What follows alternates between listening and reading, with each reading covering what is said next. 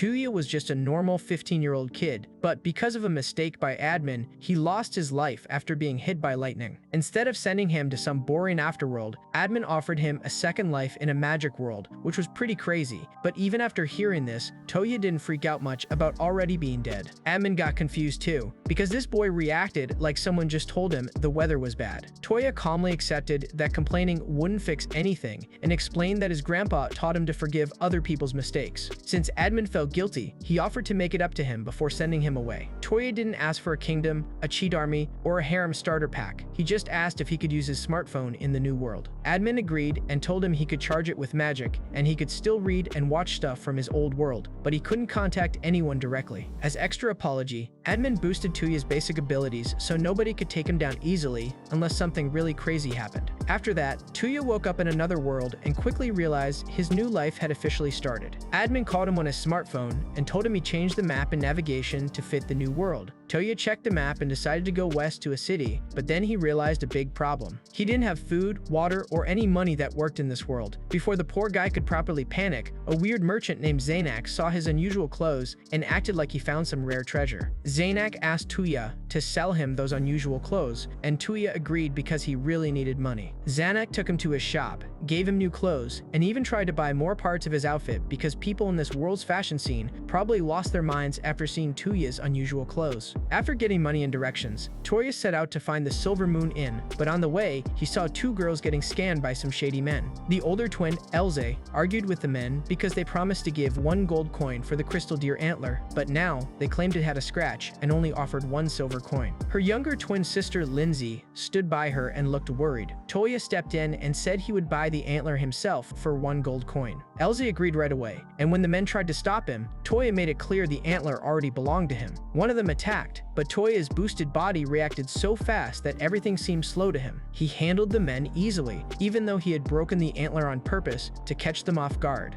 Since he felt responsible, he still gave Elze and Leans the promised gold coin. The twins thanked him and introduced themselves as Elze Silueska and Lindsay Silueska. Touya introduced himself too, but his name sounded unusual to them because his family name came first. Elze guessed he might be from Ishan, but Touya avoided giving a real explanation and just said he was looking for the Silver Moon Inn. Luckily, the twins were staying there too, so they took him along. Touya booked a room for a month, and the inn worker, Micah, immediately teased the girls as if they already found a man. Elze got embarrassed and explained they only met because Touya helped them. Then the twins talked about how the shady deal went bad because they accepted a request outside the proper channels. They decided to register with the guild, and Touya said he would go with them since he needed work too. The next day, Touya went to the guild with Elze and Lingze, but quickly found another problem. He couldn't read the local writing at all. Lingze read a beginner mission for him, which asked them to defeat 5 one-horned wolves in the eastern forest. Elze suggested forming a party since Touya seemed strong, and he agreed. But before leaving, Touya realized he didn't have a weapon, so he bought an Ishan-style sword. In the forest, Lingze launched fire at the wolves and showed him real magic, while Elze fought at the front with her fists. Touya joined her at the vanguard and did so well that the group ended up defeating 6 wolves instead of 5. After returning to the guild, they submitted 5 horns for the reward, while Touya kept 1 horn as a memory of his first mission. Elze and Lindsay admitted that working with him made the job much easier, so they started treating him like a proper party member. After the mission, Touya asked them for a favor. He wanted to learn how to read and write, and he also wanted to learn magic. Lindsay agreed to teach him, and the girls explained that magic depended on a person's natural aptitude. To test it, Lindsay used spell stones and showed him water magic. Elze tried the same spell, but nothing happened because she didn't have water aptitude. However, Elze could use fortification magic, which explained how she beat up any man who underestimated her. Then Touya tried the spell stones himself, and that's when things got ridiculous. He used water, fire, earth, wind, light, and dark without any trouble.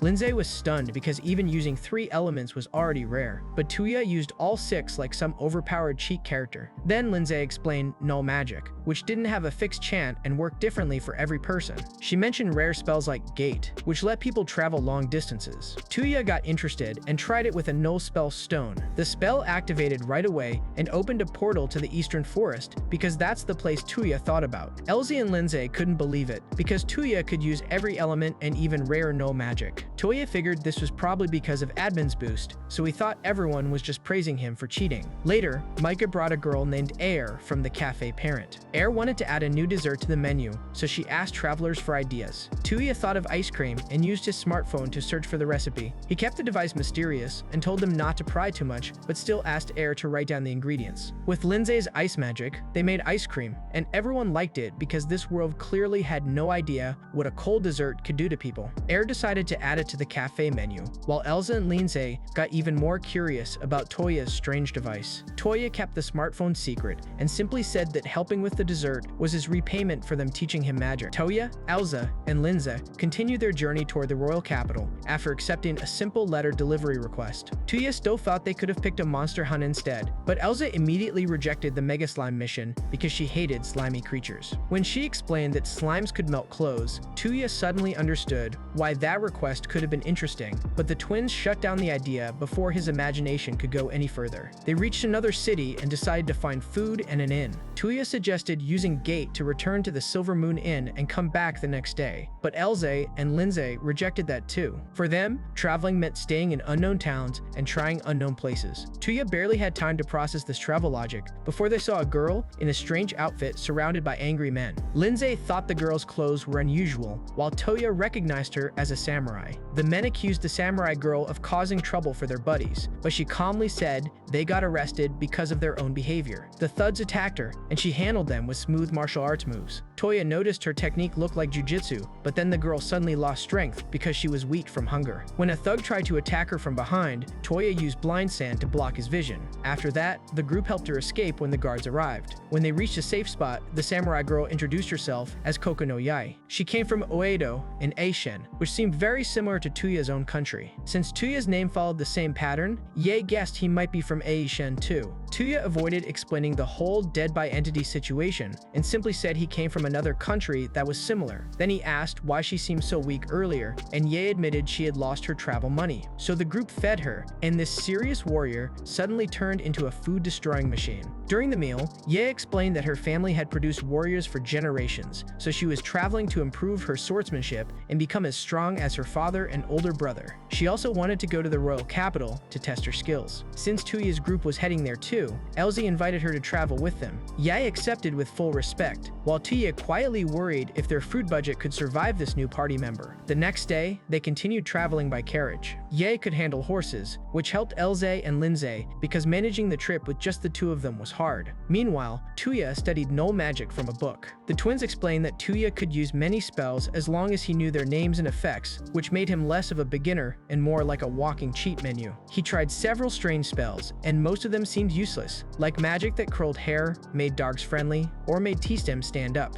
Then Touya found a spell called Apports, which could pull small objects into his hand. He tried to steal Yai's katana as a test, but the sword was too heavy. When he focused properly, he pulled Yai's hair ribbon instead. The girls quickly realized how scary this spell could be, because it could be used for pickpocketing. Touya joked that maybe it could even pull underwear, but Yai reminded him her hair was now flying everywhere. Touya also found a spell called Slip, which removed friction, and another called Long Sense, which let him see and hear far away. When he used Long Sense, he smelled blood ahead and realized something was wrong. The group rushed forward and found a carriage under attack by lizardmen. Lindsay blasted the enemies with fire magic, Ye cut them down with her sword, and Elze fought them in close combat. Touya used Slip to make the enemies lose their footing, and even a dangerous spell became useful when this guy stopped thinking like an amateur. The attackers kept coming, and Lindsay realized a man was using dark magic to summon the lizardmen. Touya used Slip on the summoner, which gave Ye enough time to stop him. After the fight, the surviving guards thanked the group, but the situation was still bad. A young girl cried for help because her butler, Liam, had an arrow stuck in his chest. Lindsay explained that as long as the arrow was inside, healing magic wouldn't work because the foreign object would stay in his body. Liam already started saying farewell like a dramatic old man, but Touya refused to let the moment turn into a funeral scene. Touya used Apports to pull the arrow out of Liam's chest, then immediately used light healing magic to close the injury. Liam's pain faded, and the young girl broke down in tears of relief. The girl introduced herself as Sushi Ernea Ortlind, but said they could call her Sue. Liam explained that she was the daughter of Duke Alfred Ortlind. Elze and Lindsay freaked out because a duke was basically top top-class nobility connected to the royal family, but Touya stayed calm since he still didn't fully understand this world's noble ranking. Sue had been returning to the royal capital after visiting her grandmother, but hired attackers targeted her carriage. Since her guards were weakened, Liam requested Touya's group to protect them until they reached the capital. The group was already heading there, so Touya agreed. They safely took Sue to Alephas, the royal capital of Belfast, a beautiful city near Lake Pallet. There, Duke Alfred rushed to Sue and hugged her in relief. He thanked Touya's group for saving his daughter and protecting her during the journey. After hearing what happened, Alfred suspected political enemies sent the attackers to kidnap Sue and threaten him. Then Alfred mentioned Ellen and explained that Ellen had lost her sight 5 years ago after an illness. Healing magic restored Ellen's body, but it couldn't remove the after effects. Sue was actually traveling because she wanted to learn about her grandfather's special null magic, which could remove afflictions from the body. When Touya heard this, he decided to try something. Since he could use many forms of null magic, he used a spell called Recovery on Ellen. Everyone waited quietly, and then Ellen opened her eyes and realized she could see again. Alfred and Sue rushed to her in tears, while Elze, Lindsay, and Ye praised Touya because he didn't just save Sue, but also her mother. Touya accepted their gratitude, but inside he was just glad his power could help people, not just make him look overpowered. As thanks, Alfred gave the group 40 platinum coins. Touya's mind almost broke when he learned that 1 platinum coin equaled 10 gold coins, and the full amount was an absurd fortune. Alfred told him to use it as adventuring capital. He also gave them his family's medals, which proved they had the duchy's support and could pass checkpoints or use noble facilities. After delivering the letter and finishing the mission, the group prepared to return to Reflet village. Touya asked Ye what she planned to do next, and she suddenly said she wanted to give herself to him. Everyone froze because the wording sounded extremely wrong. Ye quickly explained she only meant she wanted to stay with Touya for training. She respected his strength, kindness, and lack of arrogance, so she wanted to keep traveling with him. Elsa and Lindsay happily accepted her into the party, and Touya agreed too. With Ye officially joining, Touya realized again that this new world kept throwing trouble at him, but at least his ridiculous powers kept bringing smiles to the people around him. After finishing their business in the royal capital, Touya's group decided to do some shopping before heading back to Reflet. While walking through the busy streets, Touya noticed people with animal ears and other unusual features. Lindsay explained that these were demi-humans, which included elves, dwarves,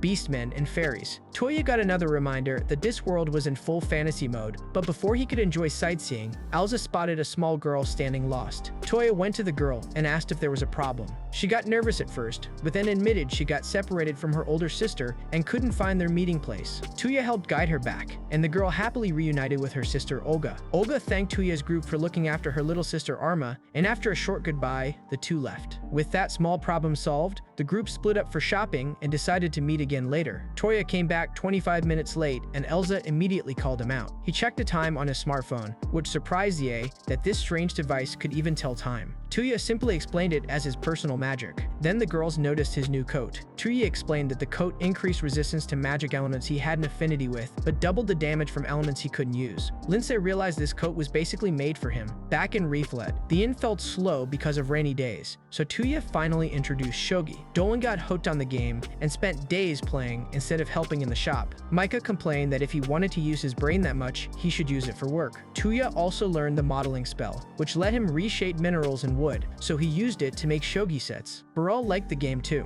and asked Touya for another board, which meant Touya had accidentally created a board game edition in another world. While Touya was sitting in the inn, Micah said Lindsay was in her room, while Elze and Yai had gone out in the rain to buy parents' new dessert. The girls soon came back soaked, but happy because they managed to buy roll cake. They brought one for Micah, one for Lindsay, one for themselves, and then dumped the last one on Touya so he could deliver it to Duke Alfred. Elze said it was common sense to share good things with people who help them, but still refused to go herself because meeting nobility was apparently Touya's problem now. Touya visited Alfred's mansion, where Sue, Ellen, and Alfred tasted the roll cake. Sue liked it so much, her manners almost disappeared, while Ellen gently told her to calm down. Alfred loved the dessert too, and envied the people of Reflet because they could buy it whenever they wanted. Touya offered to give the recipe to the mansion chefs, and Sue immediately got excited about eating it every day. Ellen told her to limit it to every other day, but Touya privately thought even that sounded dangerous. Then Alfred noticed Touya's shogi board and asked about it. Touya explained the rules, and Alfred got interested right away. Sue wanted to play too,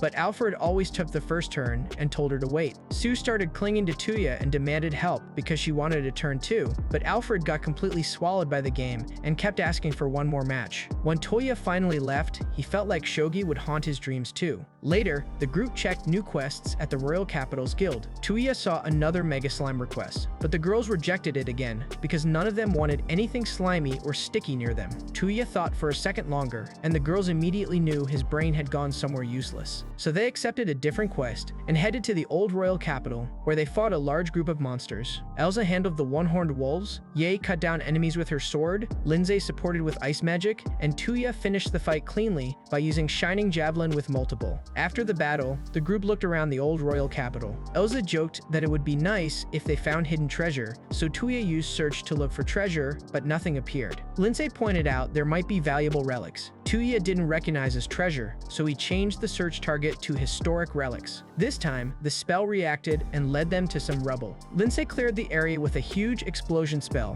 which worked, but Touya thought maybe she went a bit too hard. Under the rubble, they found an entrance to an underground ruin. The place was dark and creepy, so Lindsay lit the way. Yae and Elsa tried to act brave, but both clearly hated the idea of ghosts. Going deeper inside, they found strange writing even Lindsay couldn't read, so Touya took a picture with a smartphone. The girls were already used to his weird device, which was funny because he had basically made modern tech feel like casual magic. They also found an earth spell stone hidden in the ruin. Lindsay said maybe it would activate something if mana was passed through it, so Elsa told Touya to try since he was the one with earth affinity. The girls stepped back, just in case, making Touya the test dummy. When he sent mana into it, a door opened in a flashy way, and inside they found a strange glass-like statue. At first, they thought it was just an object, but then the creature started absorbing light magic from around it. Touya realized it was alive and told everyone to run. He opened a gate and got the group out before things got worse, but the monster followed them up to the surface. Lindsay attacked with fire magic, but the beast absorbed it. Yae's sword and Elsa's fists barely damaged its hard shell. Touya tried slip and realized indirect magic still worked, so Lindsay used ice rock to attack without feeding it directly. Elsa smashed it with full power boost, but the monster regenerated, making the whole fight feel unfair. When Elsa got hurt, Touya healed her and started thinking. He realized the monster kept fixing itself because of the red core in its head. Just like Shogi, the only way to win was to capture the king. Touya used upwards to pull out the core, and Elsa destroyed it with boost. That finally stopped the monster. After that, the group decided this was too serious for a normal guild report, since the ruins belonged to the old royal capital. They took the matter to Duke Alfred. Alfred agreed to send an official expedition to investigate the ruins and the strange magic beast. Touya explained the underground space had collapsed, but he managed to take a picture of the ancient relief. Alfred was shocked when he saw the image, so Touya brushed it off as a recording spell. Alfred believed the relief might be a clue to why the royal capital was moved long ago, since there were no records left about that event. He told Touya to help if they ever had to deal with the matter again, and Touya agreed. After all that trouble, the group returned home, and Touya used drawing magic to make a copy of the picture for Alfred. When he visited the mansion again, Alfred reacted like Touya had arrived at the perfect moment. Touya asked what happened, and Alfred revealed his brother had been poisoned. Alfred explained the king was probably poisoned by nobles who were against Belfast's alliance with the kingdom of Miss Meaty. Miss Meaty was a new kingdom ruled by a beastman king, and the king of Belfast wanted to build trade relations with them. But if the king died, the throne would go to his daughter, Princess Yumina. Alfred suspected someone wanted to gain political power by marrying Yumina, so he took Touya to the palace and told him to use recovery before the situation got worse. When they arrived, Count Balsa was already acting like he had solved everything. He claimed they caught the culprit and said the Miss Mead ambassador poisoned the king. Balsa even wanted to cut off her head and send it back to Miss Meady, but Alfred stopped him and said the king would decide this. Balsa insulted beastmen like a dirty old racist, so Touya quietly used slip and made him fall in front of everyone like a clown. Then Touya went to the king's room, where Queen Yuel, Princess Yumina, General Leon, and the royal maid Charlotte were waiting in fear. Alfred quickly introduced Touya and asked for his help. Touya used recovery, and the poison disappeared from the king's body. The king woke up as if his suffering was just a bad dream, and everyone felt relief. Alfred explained Touya was the one who restored Ellen's sight, while Leon got so happy he almost crushed Touya with his strength. Charlotte started taking an interest in Touya because recovery was considered a lost null magic spell, but Touya avoided giving too many details since this woman clearly wanted to study him like a rare monster. Princess Yumina thanked Touya for saving her father, but then kept staring at him with strange interest. Before Touya could figure out what was going on, the king started discussing the poisoning. The official story was the king collapsed after drinking wine sent by Olga, the Miss Mead ambassador. When Olga was brought in, Touya recognized her as Arma's older sister, whose younger sister he had helped when she was lost. Since he didn't believe she was the culprit, he asked if the room where the king collapsed had been left untouched. Leon confirmed nothing had been moved, so Touya examined the room and used search to detect poison. He quickly figured out the trick and gathered everyone who had been there at the time of the incident, including Count Balsa. Then Touya declared the culprit was one of them, mostly because he always wanted to say that dramatic line. After this little detective fantasy, he explained the case step by step. The wine itself was clean, but the king's glass was poisoned. To prove it, Touya brought safe wine and had Leon taste it. When everyone saw the wine was harmless, Leon poured it into the king's glass and asked Balsa to drink it as the king's substitute. Balsa immediately panicked because he knew exactly what was on that glass. He tried to avoid drinking, but Leon forced him, and Balsa started screaming that he was being poisoned. Then Touya revealed he had already cleaned the poison from the glass, which completely exposed Balsa. If the glass was safe, there was no reason for him to panic unless he already knew about the poison. Balsa tried to run, but Touya used slip again and dropped him instantly. Yumina got even more impressed with Touya because he saved the king and solved the case with calm thinking. The king thanked Touya and wanted to reward him, but Touya said he just happened to meet Alfred at the right time. Suddenly, Yumina announced she wanted to marry Touya. Touya froze because this murder mystery turned into forced romance in about 5 seconds. Yumina told her parents that Touya brought happiness to people around him, and she was sure his character was really good. The king accepted her choice with almost no resistance, which made Touya panic even more. He reminded them they barely knew him, but the king explained Yumina had mystic eyes of intuition, which let her see a person's true character. That didn't calm Touya at all, because Yumina was only 12 years old. The king explained royal families often chose partners at a young age, and since Touya was almost 16, they could spend 2 years getting to know each other before making a real decision. Touya reluctantly accepted the arrangement, even though after those 2 years, Yumina would still only be 14. That night, the overseer called Touya and congratulated him on the engagement like he was just watching some drama for fun. Touya complained that he couldn't even think about marriage at his age, but the overseer told him polygyny was normal in this world, so Touya could have more than one wife if he wanted. Touya didn't enjoy this useless advice at all, but the overseer said he just wanted to see him happy and ended the call. Touya was left wondering how his life had gotten so ridiculous. Not long after, Yumina came to stay with Touya's group. Elsa, Linza, and Yeye were shocked to hear Touya was suddenly engaged, while Touya himself still looked like he'd been dragged into someone else's problem. Yumina politely introduced herself and explained her father had ordered her to stay with them. She also said she wanted to register with the guild and accept missions so she wouldn't slow anyone down. Touya tried to stop her because she was literally a princess, but Yumina told him not to call her princess and to just call her Yumina. She also called him darling, which broke everyone's brains. Then Elsa realized if Yumina married Touya, he could be connected to the throne. Yumina added their future child could even inherit the throne, and Touya almost cracked under the pressure. Still, Yumina wanted to prove herself, so she went with them on a mission to defeat King Apes. She revealed that despite her cute appearance, she had learned archery and magic. She also used summoning magic to call silver wolves that could track targets. Touya got interested in summoning, so Yumina agreed to teach him after the mission. The group fought King Apes, and Yumina proved she wasn't dead weight. Elsa crushed enemies with boost, Linza supported with fire magic, and Touya used slip at the right moments. Yumina attacked with lightning magic, and after the mission, everyone agreed her skill was more than enough. Then Touya noticed he was now the only guy in a party full of cute girls, which made the guild people stare at him with painful jealousy. He accidentally called the girls cute, and they all got embarrassed in their own ways. Touya managed to summon a massive white tiger, but Yumina realized this wasn't a normal beast. It was the White Monarch, a sky beast and one of the highest class summons. The tiger tested Touya's magical energy and sensed a power greater than a spirit. When Touya touched it and poured magic in, the beast got overwhelmed and accepted him as its master. To form their pact, Touya gave it the name Kohaku, which meant a white tiger that stood beside the king. Kohaku proudly accepted the name, then told Touya he wanted to stay with him all the time. Since walking around with a giant white tiger would cause panic, Kohaku transformed into a small tiger cub.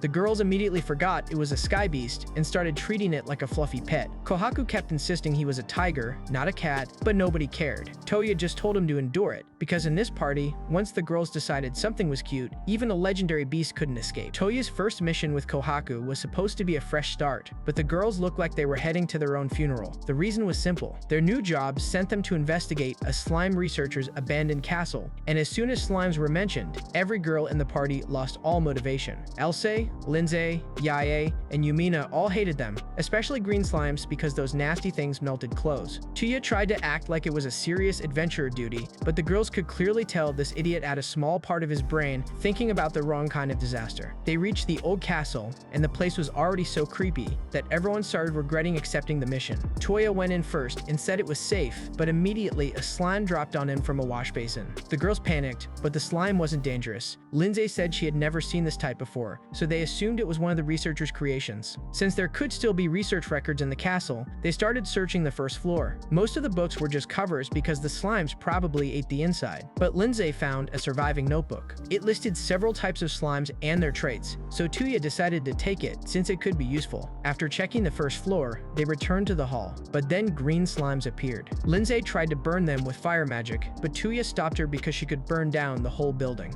Elsa immediately said they should burn it anyway, which showed just how much she hated those slimy bastards. Kohaku tried to handle them, but the slimes kept coming, so Touya told everyone to escape to the second floor. They quickly realized the slimes had their own territories inside the castle, but the second floor wasn't any better. A lotion slime appeared, and the notebook explained it released slippery fluid when it felt danger. It was harmless to humans, but the floor got so slippery everyone started falling like idiots. Things got worse when more green slimes attacked, and Touya used Gate to get everyone out before the situation turned into complete humiliation. Unfortunately, the girls still got caught enough that their outfits melted or turned see-through. Yumina complained her favorite clothes were ruined, Lindsay's skirt was half melted, Ye's bindings got damaged, and Elsie got angry because the slime fluid made her underwear visible. Touya couldn't stop himself from seeing some of it, so the girls yelled at him like he was the one who invented slimes. After that, the group continued the investigation. They realized the researcher was trying to create a special slime and made failed versions along the way. The girls wanted to clear the whole castle, but they kept moving forward. Soon, they entered a room, and Touya noticed the girls' chests were moving. When he checked, the notebook revealed these were bust slimes. These slimes attached to women's chests and mimic them, especially to make small chests look bigger. Yumina immediately got offended because she was still growing, so she destroyed them with wind magic. Eventually, they found the researcher's remains and his final note. The note said his creation was complete and every man's dream had come true. Then the final slime appeared and started changing shape into a group of beautiful, naked women. The girls panicked and told Touya not to look. After seeing what the researcher meant, Touya realized the guy spent his life creating a slime harem. It was stupid, perverted, and honestly kind of impressive in the worst possible way. The girls decided the place definitely needed to be cleared, and before moving on, Touya quietly thanked the slime researcher because even he couldn't pretend the discovery meant nothing. Later, Kohaku wanted to observe a human town, so Touya took him outside. They found Yaye helping a lost little girl who was crying for her mother. Yaye couldn't get anything out of the girl, but Kohaku calmly asked her name, and the girl said she was Lim. Touya tried search first, but Lim's family was outside the normal range of the spell. Then he combined search with his smartphone using enchant, letting him use the phone's wide map function together with magic. This new trick worked perfectly, and Touya found Lim's mother. After reuniting them, Yaye realized Touya could now search for almost anything in the world. Yaye immediately asked him to search for her brother because she'd been worried about him since leaving home. Touya asked for details, and Yaye described her home in Hashiba, including a tower and a big cherry blossom tree in the garden. Touya found the place, then searched for a man with a scar on his cheek. He found out Ye's brother was at a dojo, probably sparring. Ye felt relieved and explained her brother was strong, kind, generous, and obsessed with swords. Then she said Touya resembled him in his quiet and generous nature. When her wording started sounding too affectionate, she got flustered and quickly clarified she didn't mean she loved Touya too. The poor girl only escaped because the food arrived, and then she ate so much the party budget was threatened again. Later, Touya experimented by enchanting his smartphone with long sense, but it backfired when he accidentally saw Lindsay in a private moment. Sometime after, Lindsay came to him for help. She explained that after the slime castle, she realized she needed spells that worked indoors because fire magic was too risky inside buildings. She bought an old spell scroll, but part of it was written in ancient magic script. Touya used modeling and enchant to make glasses that let her read ancient writing. The spell turned out to be Bubble Bomb, a water attack spell. Lindsay asked Touya to help her practice. She tried the spell several times, but had trouble understanding the meaning behind its name and ran out of mana. Touya restored her mana with Transfer, a no-magic spell he learned from Charlotte, then explained she should imagine Bubble Bomb like an exploding soap bubble. With that image, Lindsay finally mastered the spell. She thanked Touya, but he said her success came from her own effort. After that, Elsa needed a replacement for her gauntlet, it, so she asked Touya to take her to the royal capital. They bought new gear, but Touya caught her staring at a cute outfit. Elze got embarrassed and claimed she just thought it would suit Lindsay, not her. Touya told her she was cute too, then forced her to try the outfit on. It suited her perfectly, so he bought it as a present. Back at the inn, everyone praised Elze, and she shyly admitted Touya bought it for her. This immediately gave the other girls the dangerous idea that Touya should buy clothes for all of them too. Before Touya could escape this financial trap, Micah brought a letter from the royal palace. Yumina read it and explained the royal palace wanted them to come so Touya could be granted knighthood as a reward for solving the incident the other day. Touya asked if he could refuse, but Yumina said he'd still have to go and explain his reason in public. So either way, Touya was getting dragged back to the palace, while Yumina happily saw it as a chance to go home early with him. Touya arrived at the mansion the king gave him, and the place was so huge he couldn't even pretend it was normal. He explained he went there to decline knighthood at the public ceremony, but instead of letting him escape, the royal family gave him this massive house. Lindsay suspected that was their goal from the start, and Elze said they completely trapped him. Touya looked around and realized cleaning the mansion would be hard, but he casually said it was too big for just 5 people to live in. The girls immediately got confused because they thought the mansion was for Touya and Yumina. Elze, Lindsay, and Ye hesitated because living in a house made for an engaged couple felt awkward. Touya didn't understand the mood at all and said he liked all 4 girls equally. He saw them as family, so he didn't think there was any problem living with everyone. That innocent answer hit the girls harder than any monster attack. They all got embarrassed and ran off with random excuses, while Yumina calmly accepted it as progress. She said she wanted to be Touya's bride, but had no plan to keep him just for herself. After secretly discussing something, the girls came back and asked Touya again if they could really stay with him. Touya confirmed he would treat them just like Yumina. Then Yumina announced everyone would live there together, but whatever the girls discussed stayed a secret. Kohaku quietly pointed out that Touya had the least authority in his own house, and honestly, the tiger wasn't wrong. Soon, the mansion staff arrived. Lame introduced himself as the butler, along with maids named Lapis and Cecile, and guards sent by the Maids Guild. Touya was surprised to learn Lame used to serve the king, but Lame explained he gave that duty to his son because he wanted to serve the man who saved his younger brother Lame. Touya realized Lame was related to Lame, the butler from Sue's family, so he accepted him. That way, Touya somehow got a royal-level butler for free. Then Alfred and Sue visited the new mansion. Sue happily said she came to see Touya, and Alfred joked he once wanted Touya to marry Sue too. He even asked if Touya wanted to marry Sue along with Yumina, but Touya quickly told him not to get carried away. Alfred dropped the topic for now, but his wording didn't sound safe at all. Alfred's real request was about the new alliance between Belfast and the Kingdom of Miss Mead. Since both kings needed a safe meeting place, Alfred wanted Touya to travel to Miss Medi first, so he could later use Gate to connect both sides. Touya understood he was basically being used as a magical transport system, but the mission was important, so he accepted. Touya's group traveled with Miss Medi's commander Garen, Belfast Knight Lion, Olga, and Arma. They headed to Canaan first, crossing the Great Gal River before entering Miss Med territory. During the ride, Yai lost a game against Yumina, while Touya told Arma the story of Puss in Boots. The calm trip didn't last long because several bandits approached the carriage. Touya used multiple and locked onto all 28 enemies at once. Then he used Paralyze and dropped every bandit before they could even start their short robbery careers. Lion went to inform the guards, and Touya quickly noticed this guy clearly liked Olga. The girls noticed too and started teasing the whole situation.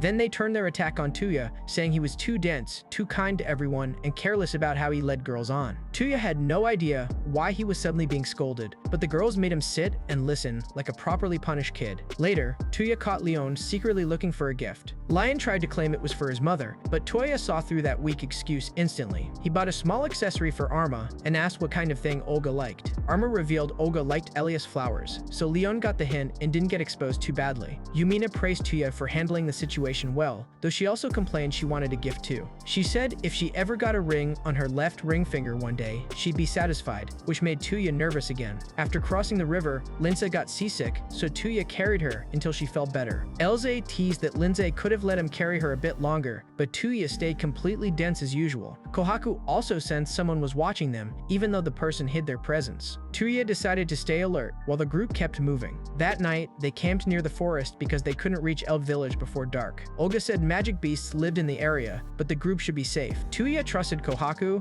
enough to keep weaker beasts away. Later, the animals suddenly started panicking, and Lean noticed something huge coming from the sky. A black dragon appeared and headed straight for Elf Village. Olga explained dragons usually lived in Miss Medi's ancient grounds, so this was either a young dragon that went wild or something had disturbed them. Touya left Yumina with Olga and the others to protect them, then rushed toward Eld with Elsa, Lindsay, Yaye, and Kohaku. Garen ordered everyone to rescue the villagers, while Touya attacked the dragon with shining javelin. Kohaku could understand the dragon and explained it treated their attack like amusement and wanted to eat them. Touya decided they had to take down this arrogant beast fast. He used multiple to hit it with several light lances, and Lindsay cut its wings with Aqua Cutter. Elsa and Yaye attacked too, but the dragon's body was insanely hard. When the dragon started to breathe fire, Touya used Slip to mess up its movement and buy time. Then he told Yaye and Elsa to distract it, while Lindsay created a huge ice wall. Touya used modeling to turn the ice into a weapon, then combined it with multiple and shining javelin. His attack pierced the dragon and finally brought it down. Before they could relax, a red dragon appeared. This one could speak and apologize for the trouble caused by the black dragon. Kohaku recognized it and told the red dragon that the Azure Monarch should properly control its kin. The red dragon realized Kohaku was the white monarch and got even more shocked when Kohaku said Touya was his master and the one who defeated the black dragon. The red dragon apologized properly, and Touya forgave the incident once, but told it to discipline the younger dragons so it wouldn't happen again. Everyone was amazed because Touya stayed calm even after dealing with the dragon's terrifying presence. The village was safe, but Touya was completely exhausted. Yumina gave him a blanket, and he fell asleep peacefully. When he woke up, the girls were acting strangely calm, while Yumina reminded them that rock, paper, scissors was final, and no one should complain about the result. Touya asked Kohaku what happened while he was asleep,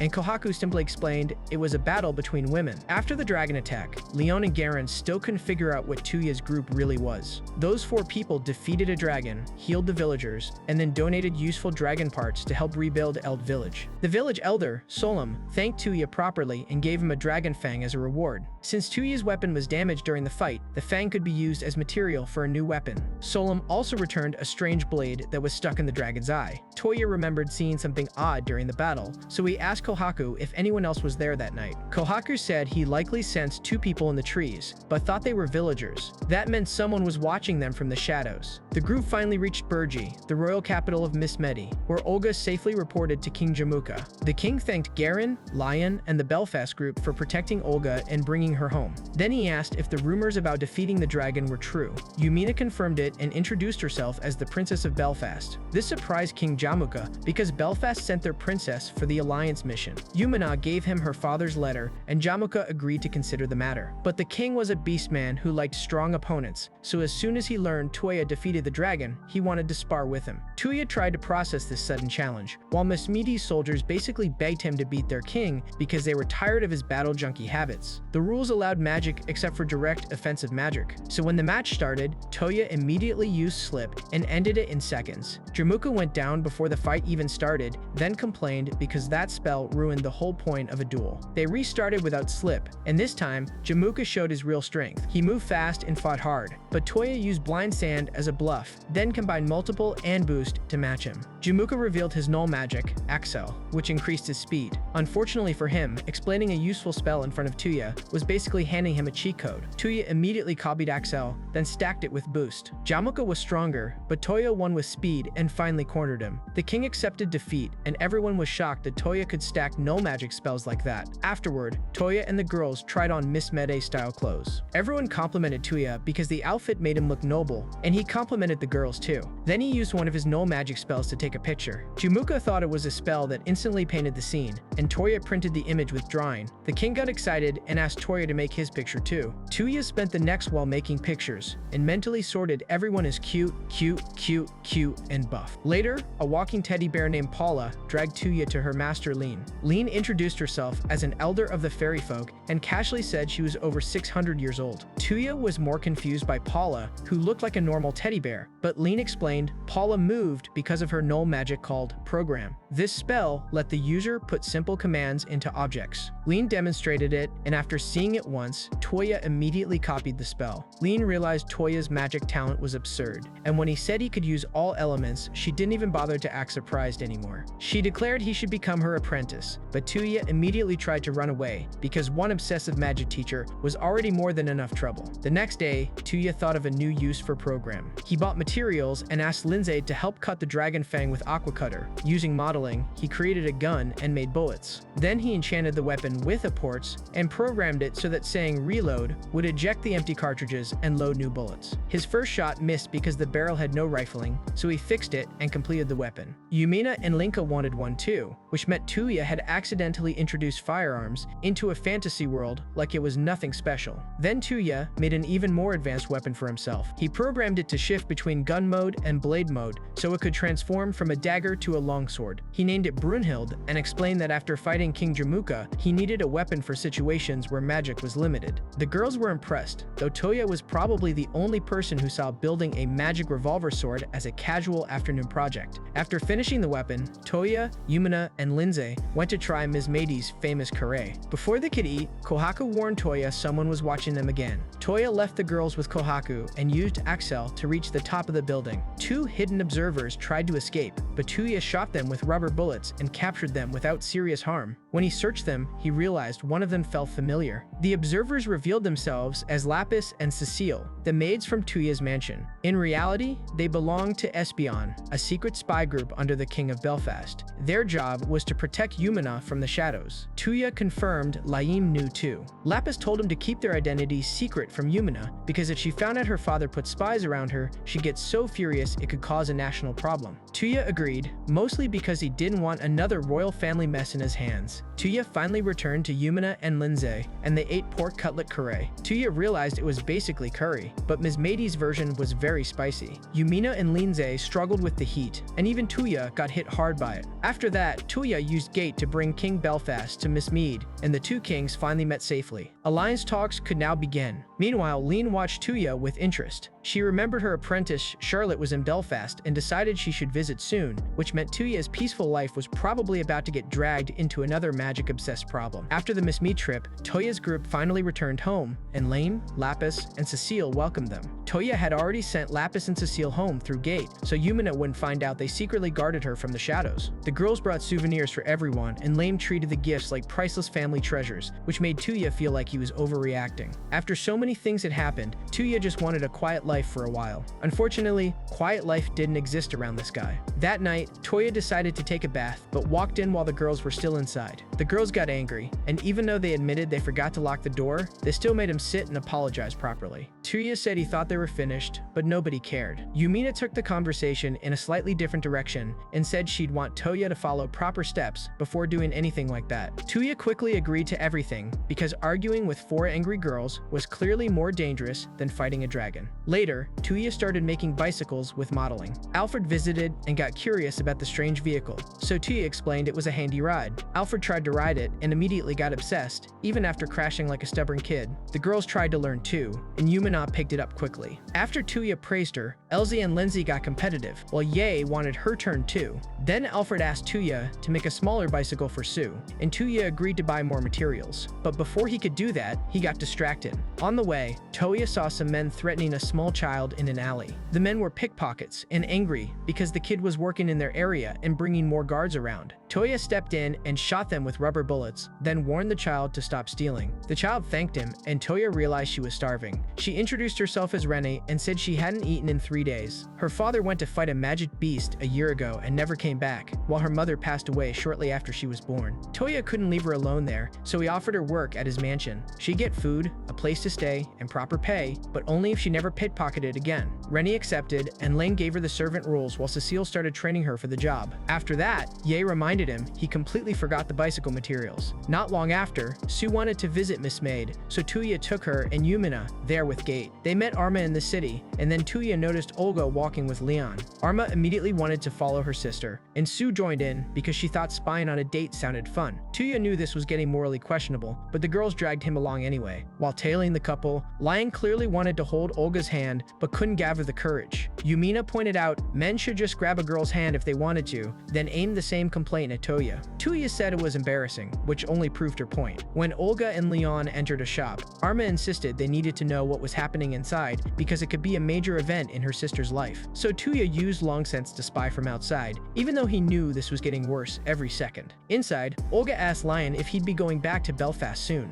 Leon said he would, but since Belfast and Miss Mehdi now had good ties, he should have more chances to visit. Olga looked happy, and outside, everyone acted like they were watching a romance show. Sue said she wanted to go on a date too, while Yumina reminded her she was too young. When Sue suggested going on a date with Yumina and Touya, Touya felt the pressure like a physical weight. Their spying got interrupted when Arma bumped into King Jamuka, who was walking around town to clear his mind. He noticed Olga and Leon too, and after understanding the situation, he shamelessly joined their little spying group, like an old man with no shame. A little later, Jamuka complained that Leon was pathetic in romance. Then Leon saw some thugs bothering a person and stepped in to stop them. Arma and the others admired how brave he looked. Touya and Jamuka stepped in to help, but Leon recognized Touya by his coat and voice. Olga recognized the Beast King too, and Jamuka immediately ran off with Excel. Then Touya forced Leon to be honest. He told Leon that if his feelings for Olga weren't serious, he should stop acting unclear. Lion panicked and admitted he really wanted to date Olga. Since Olga heard everything, she thanked him for choosing her and accepted.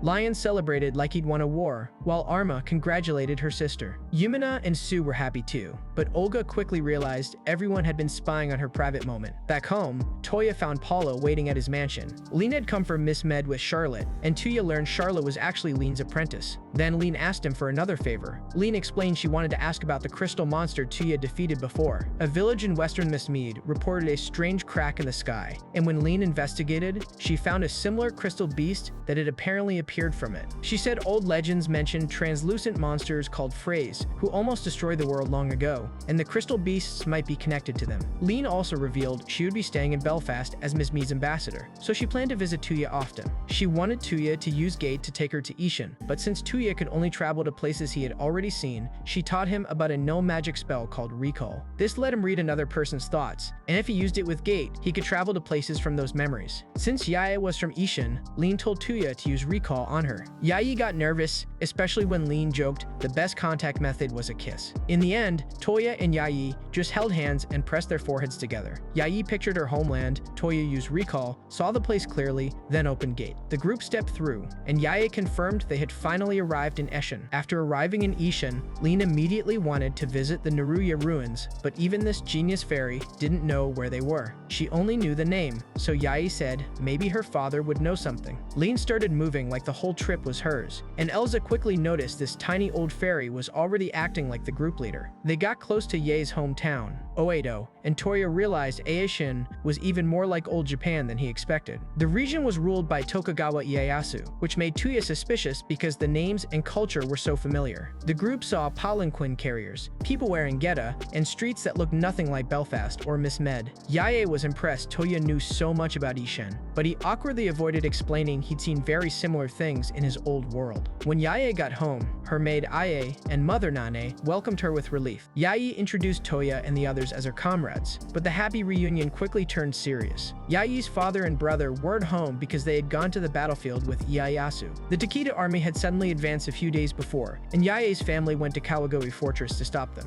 Rumor said the fortress could fall soon, so Yaye panicked and asked Touya to help find her family. Touya promised Nanae he would bring Ye's father and brother back safely, even though Nanae had no idea who this confident boy was. Touya used magic and his smartphone to locate Ye's brother Jutaro. He confirmed Jutaro was safe, but couldn't confirm her father yet. Instead of rushing blindly, Touya used long sensing gate to jump closer bit by bit. He entered the fortress alone first, where Jutaro and the soldiers were fighting strange ogre masked soldiers. The problem was, these enemies kept standing up even after being cut down, and the defenders were barely holding on. Touya appeared in front of Jutaro and explained he was Yaya's friend. Jutaro got confused, but Touya opened gate and brought Yae and everyone else inside. Yae happily reunited with her brother and learned their father was safe because he was guarding Ieyasu. Then Touya used program with his smartphone and multiple to target all the injured allies at once, healing the wounded soldiers with Cure Heal. Jutaro and the others were shocked because this random visitor fixed their battlefield problem like he was just wiping dust off a table. The group learned the masked enemies only stopped moving when their masks were broken. Lean said they might be controlled by some artifact, which was a powerful relic from an ancient civilization. Since there were too many undead soldiers to handle the normal way, Touya used multiple and shining javelin to destroy all their masks at once. After that ridiculous attack, the whole battlefield went silent. Elsa and Lindsay weren't even surprised anymore, while Yae proudly praised him like this was just normal Touya behavior. After that, the group met Tokugawa Ieyasu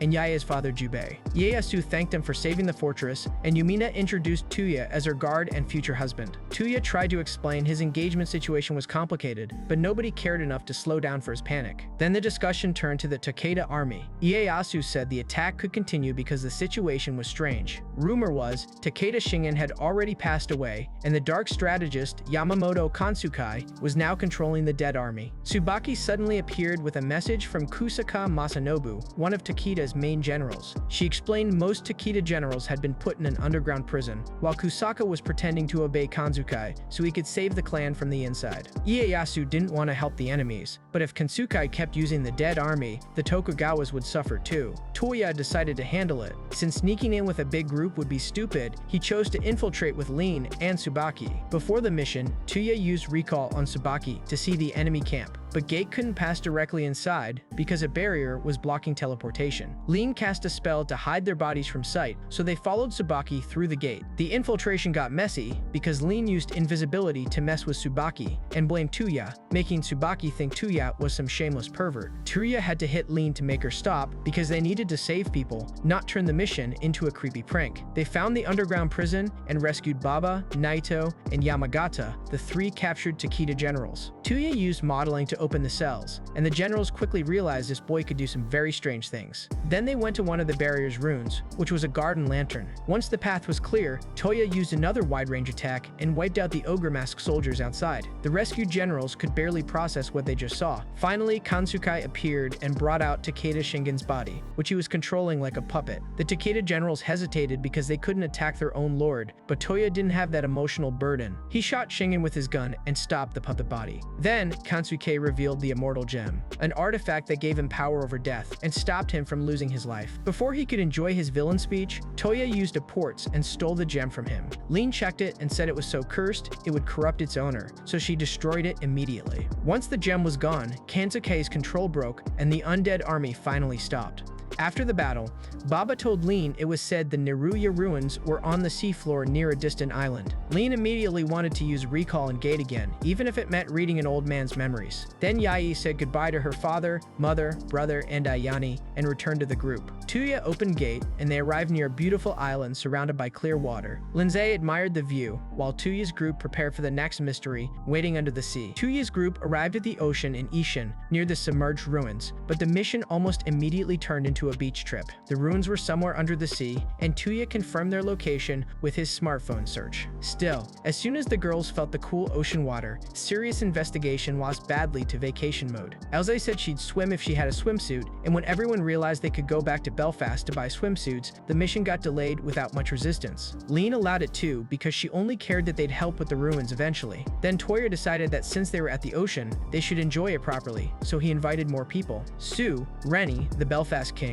Alfred, Leon, Charlotte, Micah, Air, Lapis, and Cecile all joined. The beach suddenly turned into a full group vacation. Touya made changing tents and beach toys, while Elze rushed in first and warned him not to peep. Touya obviously denied it because he wasn't stupid enough to say anything else. The girls came out in their swimsuits, and Touya complimented Elsa, Linsa, and Yae. Elsa got shy because the praise hit harder than she expected, while Lindsay quietly enjoyed seeing her sister embarrassed. They quickly ran into the water to keep the moment from dragging on. Lindsay stayed behind because she wasn't a strong swimmer, and Touya told her to be careful in the sun. Then Sue and Ren showed off their swimsuits, and Touya called them cute in a harmless way. Ren got excited because it was her first time seeing the ocean, so Touya took a picture of her and Sue for the memory. Sue claimed Touya was her future husband too, but Touya shut down that lie immediately before another royal marriage disaster could start. Cecile and Lapis kept appearing out of nowhere because hiding their presence was basically their job habit. Cecile struggled to find a swimsuit that fit properly, while Lapis still acted like a professional maid and brought drinks for the girls. On the other side, the Belfast King, Alfred, and Leon Babylon played in the water with ridiculous energy, like grown men who forgot they were important people. Then Yumina appeared in her swimsuit, and Touya told her she looked cute. Yumina admitted she chose that swimsuit, hoping Touya would say that, then invited him to swim with her. Touya said he had to search the ruins first, and Yumina reminded him she'd wait for him, just like she was waiting for their marriage. Touya suddenly remembered the engagement problem, and felt his peace disappear again.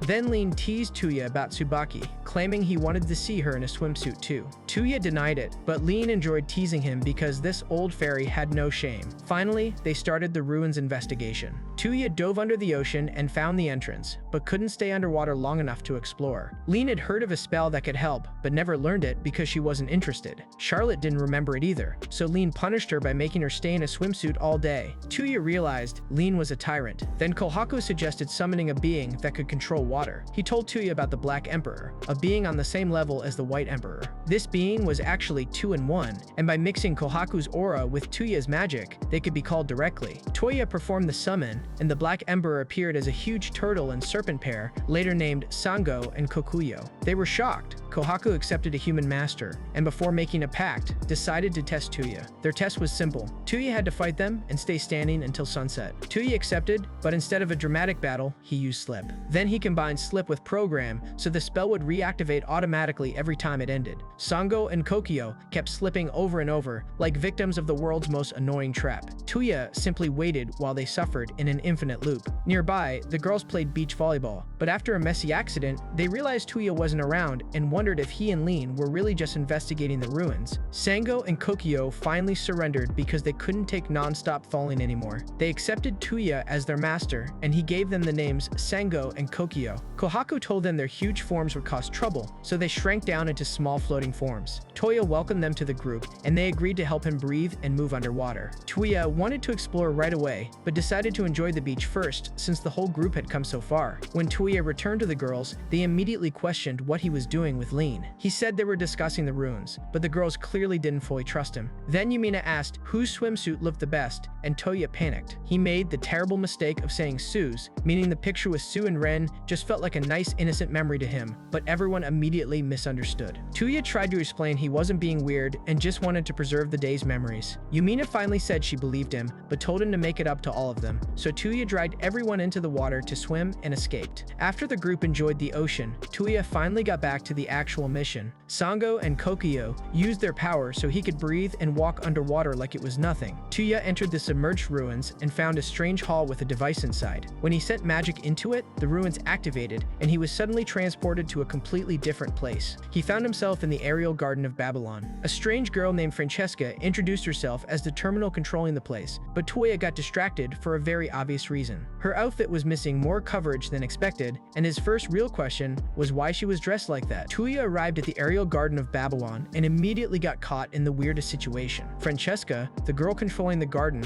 appeared in a very inappropriate outfit, and Touya panicked because he didn't know where to look. She calmly said he could call her Seska, then explained she wasn't exactly human. She was a mix of machine and magical life form, created by Professor Regina Babylon over 5,000 years ago to manage this floating garden. Seska explained the garden itself was an ancient flying island called the Garden of Babylon, created by the genius Regina Babylon of the ancient Parthenos civilization. Touya was shocked because this place had survived thousands of years without falling apart. Seska said everything was protected and maintained by ancient magic, so the garden ran automatically while she waited for a compatible person to appear. Touya thought compatibility meant having all affinities, but Seska said that wasn't it. The real test was Touya's reaction to her outfit. If he acted like a creep, she would have thrown him off the island. If he completely ignored her condition, she would have rejected him too. Since Touya told her to cover herself, she saw him as kind and controlled enough to be her master. Touya understood the idea, but still thought Regina Babylon was a crazy woman for making such a stupid test. Meanwhile, the girls were still at the beach. They waited for Touya and wondered if he was okay because he'd been underwater for a long time. Lin stayed calm and said since he hadn't come back, things were probably going well. Then Touya finally returned and brought everyone to the floating garden. The girls were amazed because the place was literally floating in the sky and covered with flowers, trees, and ancient magic. Lean quickly realized the garden was from the ancient Partheno civilization. Lean immediately teased Touya and asked if she was his new woman. Touya denied it and introduced Seska, but Seska made things worse by calling Touya her master and explaining everything in the most suspicious way possible. She said she showed Touya her underwear and offered him everything, so now he owned her. Touya tried to explain nothing happened, but the girls didn't believe him. Lindsay got especially angry and told him to sit on his knees like a guilty idiot. She scolded him because he'd already seen them in awkward situations before, and now this new girl showed up with another underwear problem. Touya kept insisting it was an accident, but every explanation just made him sound worse. Lean noticed Lindsay wasn't just angry about the underwear, she was jealous and finally starting to face her feelings. So Lean told the girls that if they wanted to accuse Touya properly, they first had to decide where they stood with him. Yumina understood what Lean was doing and took Elze, Lindsay, and Ye for a walk. During the walk, she brought up the conversation they had after moving into Touya's mansion. At that time, Yumina had already noticed all three girls liked Touya. Elza had denied it at first, but Yumina pointed out how she kept staring at the outfit Touya bought her. Lindsay had secretly followed him because she was worried he might visit suspicious shops, and Ye always chose Touya to heal her injuries, even though Lindsay could use healing magic too. Yumina had told them she wasn't upset. Instead, she felt happy because Touya had people who trusted and supported him. She believed Touya would do something great one day, and she didn't want to keep him just for herself, so she had asked the girls if they wanted to be Touya's brides too. At the time, everyone was too embarrassed and confused to answer, so Yumina gave them time to think about it. Now, Yumina asked again if their feelings had settled. Lindsay admitted her heart raced when she was near Touya. Elza couldn't deny her eyes always followed him. Ye got nervous as soon as her feelings were mentioned. Yumina said Touya was the only one who hadn't noticed, because he still couldn't understand the girls right in front of him. All three girls imagined themselves as Touya's brides, but still got so embarrassed they couldn't give a clear answer. Back with Touya, Lean and Seska explained more about Babylon. The garden was just one part of a huge floating island system.